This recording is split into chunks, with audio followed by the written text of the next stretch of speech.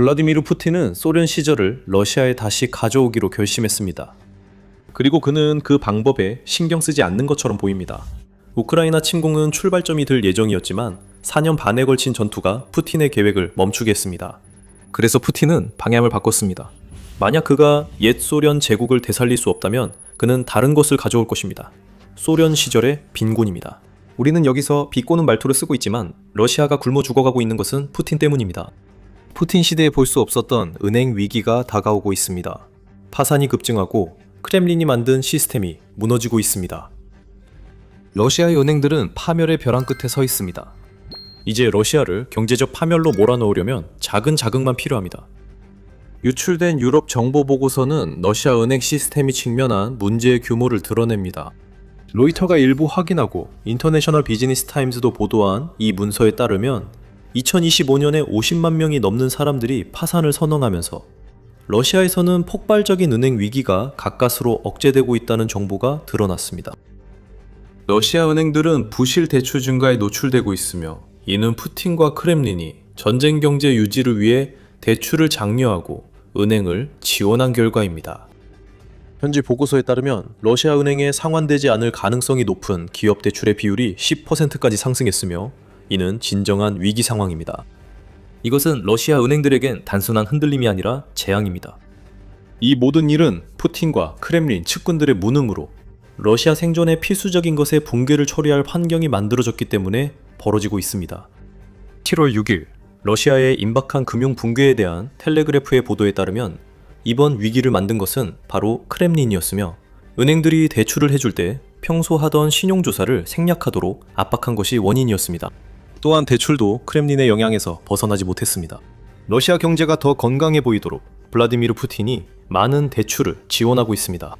이 대출은 방산업체와 2025년 최대 14% 가격 상승으로 어려움을 겪는 주택 구매자들에게 제공되고 있습니다. 방산업체는 우크라이나에서 러시아의 소모율을 따라잡기 위해 무기 생산에 힘쓰고 있습니다. 크렘린 지원을 받는 고금리의 수상한 대출로 결국 피할 수 없는 일이 벌어지고 있습니다. 러시아 국민과 기업은 상환금을 감당할 수 없습니다. 이 모든 것이 의미하는 바는 러시아의 은행들이 이제 상환할 수 없는 부실 채권을 떠안게 되었고 크렘린은 이 상황을 감추기 위한 선택지가 점점 줄어들고 있다는 것입니다. 이미 모든 방법을 시도했고 국가 지원 신용 프로그램도 이제 효과가 없습니다. 러시아의 부채 은폐를 위한 대출 구조 조정도 붕괴되고 있습니다. 러시아 중앙은행의 금리 인하 압박이 충분하지 않습니다. 금리는 2025년 중반 20%로 내려갔지만 10년 만에 최고치인 21%에서 조금 하락한 수준입니다. 그리고 지금은 그 금리가 14.25%까지 인하되었지만 여전히 터무니없이 높은 수준이어서 러시아 은행들이 승인한 많은 대출이 감당하기 어렵게 만들고 있습니다. 따라서 이는 러시아 경제의 위기입니다. 인터내셔널 비즈니스 타임즈에 따르면 우리가 지금 보고 있는 것은 푸틴이 무모한 전쟁 지출을 위해 러시아 은행들을 충격 흡수 장치로 사용한 결과입니다. 은행들은 크렘린이 우크라이나의 영토 방어가 무너질 것이라고 가정한 데 따라 전쟁의 금융 충격을 견딜 수 있을 것으로 여겨졌지만 그 방어는 여전히 굳건하게 유지되고 있습니다. 전쟁이 시작된 지 4년 반이 지났지만 러시아는 여전히 우크라이나의 약 20%만을 점령하고 있으며 그 대부분은 2014년의 초기 침공과 2022년 침공 첫 몇 달 동안 이루어진 것입니다. 러시아는 이후 이기지 못하는 전쟁에 수십억 달러를 쏟아부으면서도 더디게 나아가고 있습니다. 이제 러시아의 은행들은 크렘린의 잘못된 가정 때문에 큰 대가를 치르고 있습니다. 러시아의 일부 은행들은 소비자 대출의 최대 15%가 현재 연체되고 있다고 보고하고 있습니다. 전체 시스템을 유지하는 사람들과 기업들 모두 무너지고 있으며 러시아는 치명적인 은행 악순환에 갇혀 있습니다. 모든 실패는 더 많은 부채로 이어지고 이는 구조조정으로 이어지며 결국 더 많은 국가 개입으로 이어집니다. 이 모든 것은 크렘린이 아무 문제가 없는 척 계속할 수 있도록 하기 위함입니다. 이 악순환은 점점 심화되고 있으며 결국 러시아 경제 붕괴만이 러시아의 우크라이나 침공을 완전히 막을 수 있습니다. 푸틴, 우리는 이 말을 꼭 하고 싶습니다. 당신의 국가주도 계획이 무너질 위기에 있다는 경고 신호는 이미 충분했습니다. 우선 부실 대출 문제부터 시작해 봅시다. 2025년 7월로 거슬러 올라가 보면 블룸버그는 러시아의 주요 은행 경영진들이 대출 자산을 살펴봤고 모두가 문제를 발견했다고 보도했습니다. 경영진들은 대출 장부의 질이 공식 수치보다 훨씬 나쁘다는 사실을 알게 됐습니다. 그리고 이것은 만약 이 은행들이 보유한 많은 부실 대출이 더 많은 문제를 일으키기 시작한다면 국가가 지원하는 구제금융의 가능성에 대한 비공식적인 논의를 촉발시켰습니다. 러시아의 경제 문제가 너무 심각해서 자금이 고갈되고 있기 때문에 이제는 그런 구제금융이 이루어질 가능성은 거의 없습니다. 그 이야기는 나중에 하겠습니다. 2025년 7월 러시아 정부는 러시아 은행 시스템이 양호하다고 공식 발표했습니다. 부실 대출은 있었지만 모든 은행이 겪는 문제입니다. 하지만 크렘린은 러시아 은행 부문이 잘 돌아간다는 옛 주장을 반복했습니다. 하지만 비공식적으로는 러시아의 주요 대출기관 3곳 이상이 이미 앞으로 12개월 안에 자본 확충이 필요할 수도 있다는 가능성에 대해 이야기하고 있었습니다.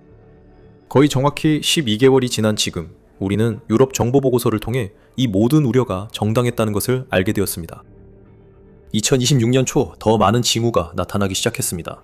2월 5일 모스크바 타임즈가 이렇게 보도했습니다. 러시아 7위 대출기관 크레딧 뱅크 오브 모스크바는 러시아 석유 대기업 로스네프트와 매우 긴밀한 관계를 맺고 있습니다. 크레딧 뱅크 오브 모스크바는 2025년 4분기 일억 1,700만 달러의 순손실을 보고 있습니다. 은행은 연간 전체적으로는 여전히 수익을 냈지만 2024년과 비교했을 때 연간 순이익이 3분의 1 감소한 것으로 나타났습니다. 그 손실은 국영은행들이 러시아 국부펀드로부터 총 133억 달러를 지원받은 이후 발생한 것으로 당시에는 긴급 자본 확충이라고 불렸습니다. 균열이 드러나기 시작했고 단 하루 만에 유로마이단 프레스가 러시아 은행 시스템 내부에 존재하는 부패의 전모를 밝혀냈습니다. 그 보도는 우크라이나 대외정보국 보고서를 인용했는데 러시아의 부실 채권 비율이 전체 대출의 11%에 달했다고 밝혔습니다. 이는 은행 시스템 전반의 위기의 기준인 10%를 넘어선 수치입니다. 같은 보고서에서는 2025년 러시아 전역의 은행 이익이 8% 감소했으며 자본 지출 수익률도 18%로 떨어졌다고 밝혔습니다. 최근 유럽 보고서에서 제기된 비난이 다시 반복됐습니다. 구조조정, 구제금융, 거짓말, 무너져가는 은행 시스템을 감추기 위한 크렘린의 대규모 은폐였습니다. 부실 자산이 러시아 은행 시스템이라는 배의 선체를 뚫고 들어왔고 2월부터 상황은 더 악화될 뿐이었습니다. 최신 정부 보고서에 따르면 50만 건이 넘는 파산은 이 모든 문제들의 당연한 결과라고 합니다. 하지만 다시 말해서 주의를 기울였던 사람이라면 누구나 러시아의 채무 불이행이 이미 매우 불안한 방향으로 움직이기 시작했다는 것을 알 수 있었을 것입니다. 5월 9일 포춘지 보도로 모든 것이 드러났습니다. 2026년 1분기 러시아의 국내 총생산, 즉 GDP가 전년 대비 0.5% 감소하면서 경기 침체의 시작을 시사했고 러시아 기업들은 지급을 제때 하지 못하기 시작했습니다. 2024년 러시아에서 기술적 채무 불이행이 11건 발생했습니다. 2026년에는 같은 수치가 3개월 만에 기록됐습니다.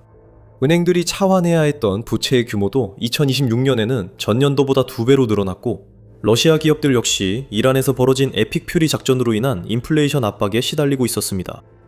기업들은 압박이 풀렸다고 여겼을 수 있지만 7월 8일 도널드 트럼프 미국 대통령이 이란과의 휴전 종료와 공습 재개를 발표하면서 다시 압박이 심해질 수 있습니다.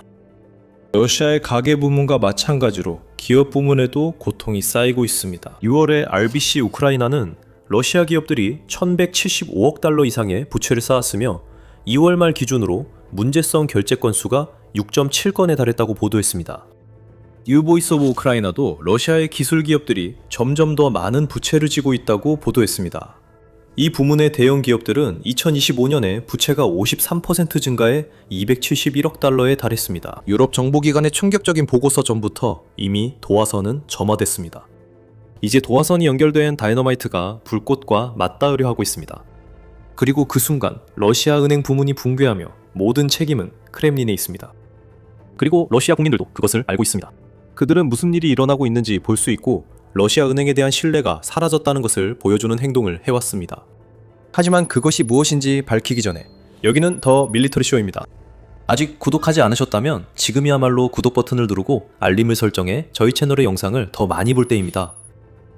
러시아 은행 부문의 붕괴로 가장 큰 타격을 입게 될 러시아 시민들은 은행에서 가능한 한 많은 돈을 인출하려고 하고 있습니다. 6월 8일 유나이티드 24 미디어는 평범한 러시아인들이 지난 5월 한 달 동안 은행 시스템에서 무려 130억 달러의 현금을 인출했다고 보도했습니다. 이는 지난 30년 동안 5월에 기록된 최대 인출액입니다. 이는 러시아인들이 3월에 38억 달러, 4월에 85억 달러를 은행에서 인출한 데 이은 일입니다. 아직 6월에 대한 수치는 없지만 러시아인들이 전체 시스템이 위기 상황에 처해 있다는 사실을 빠르게 깨닫고 은행에서 수십억 달러를 더 인출하는 모습을 보더라도 전혀 놀랍지 않을 것입니다. 크렘린이 만든 거품이 터져 은행이 갑자기 무너질 수 있는 상황에선 돈을 은행에 두기보다 바로 쓸 수 있게 갖고 있는 게 낫습니다. 우크라이나 외국 정보국에 따르면 2026년 상반기 러시아 내 현금 유통량이 172억 달러 증가했으며 이는 기록이 시작된 이래 두 번째로 큰 수치라고 합니다. 가장 큰 인출은 언제 발생했습니까? 2020년 코로나19 팬데믹이 시작되고 러시아인들이 은행에서 186억 달러를 인출했던 그 혼란스러운 해에 발생했습니다. 러시아 은행 시스템에 대한 신뢰는 분명히 사라졌습니다. 사람들은 돈을 인출하지 않으면 사라질 것이라고 믿기 때문에 엄청난 금액을 인출하고 있습니다. 또한 푸틴의 인터넷 제한으로 인해 러시아인들이 몇 시간 아니면 며칠 동안이라도 이런 종류의 결제 수단을 사용할 수 없게 될 수 있기 때문에 이제는 비접촉 결제도 더 이상 신뢰하지 않습니다. 그리고 물론 모든 인출은 은행의 유동성을 줄이게 되는데 이는 현재 엄청난 부실 채권에 직면해 있는 러시아 은행권이 가장 원하지 않는 일입니다. 크렘린이 뭔가를 해내는 걸 보니 참 좋지 않나요? 이 위기의 씨앗은 이미 몇 년 전 뿌려졌고 이제 썩은 열매가 맺히기 시작했습니다. 물론 러시아 당국은 그 썩은 열매를 한입 베어물고 고통을 참으며 미소를 지었고 모든 것이 정상인 척 행동하려 했습니다. 제재가 지금 우리가 보고 있는 상황에 큰 역할을 했지만 러시아 최대 은행인 스베르방크의 최고 재무책임자 CFO 레나르 제재가 문제가 아니라고 말합니다. 주요 은행들은 이미 제재를 받고 있으며 2022년 제재 도입 당시 압박이 있었습니다. 타라스 크보르초프는 로이터에 2026년이면 모두가 제재에 익숙해져 제재 대상 은행 고객 상당수는 제재 사실도 모를 것이라고 했습니다. 전형적인 러시아인의 반응입니다. 모래에 머리 파묻고 거짓말하며 새벽의 황당한 저주처럼 모든 게 지나가길 기다릴 뿐입니다. 하지만 종말이 다가오고 있습니다. 은행 위기는 매우 현실적입니다. 그리고 은행가들이 우리에게 걱정할 필요 없다고 설득하려고 하지만 우리는 크렘린이 자신들이 만든 상황을 어떻게든 통제하려고 물밑에서 움직이고 있다는 신호를 보고 있습니다. 하지만 그 통제력은 별로 강하지 않습니다. 실제로 뭔가를 해결하려는 힘든 방법 대신에 러시아 중앙은행은 현재 벌어지고 있는 일에 대해 아무 말도 하지 않고 있습니다. 2025년에 중앙은행 총재 엘비라 나블리나가 러시아가 비슷한 문제에 직면했을 때 러시아 최대 대출기관들의 자본 확충이 필요 없다고 러시아 국민들에게 말했던 것과는 조금 다릅니다. 러시아는 이후 자국 대출기관에 은밀한 자본 확충을 제공했습니다. 추측하자면 2026년에 러시아가 내놓을 대책은 은행들이 무너지지 않도록 더 많은 돈을 쏟아붓는 것이 될 가능성이 높다고 생각합니다. 이는 크렘린이 은행들에게 승인하도록 강요한 국가지원 대출의 혼란을 해소하는 대신에 선택할 방법일 것입니다. 사실 이 상황을 처음 만든 것도 바로 그런 국가지원 대출이었습니다. 실제로 차텀하우스 싱크탱크의 러시아 및 유라시아 프로그램에서 부연구원으로 활동 중인 블라디슬라프 이노젬체프는 흥미로운 지적을 합니다. 러시아 은행들이 다루고 있는 많은 부채가 경제의 특정 부문에 집중되어 있으며 크렘린은 결국 현금 투입으로 개입할 수밖에 없을 것이라고 합니다. 이 부채들은 결국 국가가 상환할 것이 분명하며 아니면 정부가 이자 지급을 계속해서 은행의 입장이 복잡해지지 않도록 할 가능성이 더 높다고 합니다. 일부 대출이 상환되지 않더라도 중앙은행이 해당 은행들에게 필요한 유동성을 제공할 것이라고 분석가는 말합니다. 그는 러시아 은행 장부에 있는 기업 부채의 절반 이상이 방위산업체에 제공된 기업 대출 형태임을 지적합니다. 러시아는 지출로 은행 위기를 극복하려 하지만 문제가 있습니다. 이런 해결책은 러시아 경제가 몇 년 전 강해 보였을 때는 효과가 있었을지도 모릅니다. 석유 제재는 더 잘 우회됐고 방위산업은 수익을 내고 있었습니다. 지금은 2026년이고 제재는 더욱 강력해졌습니다. 우크라이나 드론이 러시아 정유소와 시설을 파괴해 크렘린이 매달 수십억 달러의 손실을 보고 있습니다. 그리고 그 방위산업은 예전만큼 강해 보이지 않습니다. 그랬다면 은행들이 방위산업에 내준 부실 대출을 크렘린이 대신 떠안을 필요가 없었을 겁니다. 러시아는 경제적 한계에 직면했고 은행 구제 자금도 급속히 고갈되고 있습니다. 저희가 러시아 국부 펀드가 은행 구제에 어떻게 쓰였는지 언급한 바 있습니다. 우크라이나의 키이우 연구소에 따르면 그 펀드가 보유한 자산은 러시아 GDP의 6.5%에서 2026년 4월 기준 1.8%로 감소했습니다. 같은 연구소에 따르면 2026년 1분기 러시아의 석유 및 가스 수익이 전년 대비 45% 감소했다고 합니다. 이는 크렘린이 세금으로 거둘 수 있는 돈이 훨씬 줄었다는 의미입니다. 크렘린이 주도한 예산 외 자금 조달, 의심스러운 은행 대출, 그리고 급격한 신용 확장은 모두 경제적 수렁으로 이어지고 있습니다. 이로 인해 러시아는 은행을 구제하거나 우크라이나 침공을 지원할 자금이 부족해질 것입니다. 러시아 경제 상황이 매우 좋지 않습니다.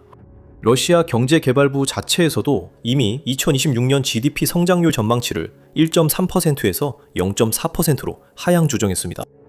또한 2026년 1분기 GDP 감소를 고려하면 이 전망도 지나치게 낙관적으로 보입니다.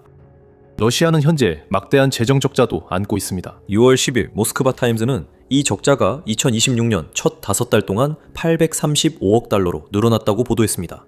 이는 이미 크렘린이 설정한 연간 목표치보다 60%나 높은 수치입니다.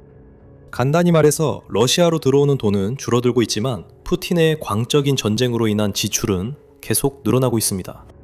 그렇다면 크렘린은 은행 구제 자금을 어디서 마련할 수 있을까요? 아무도 답이 없는 듯하고 이제 러시아를 더 몰아붙일 기회가 생겼습니다.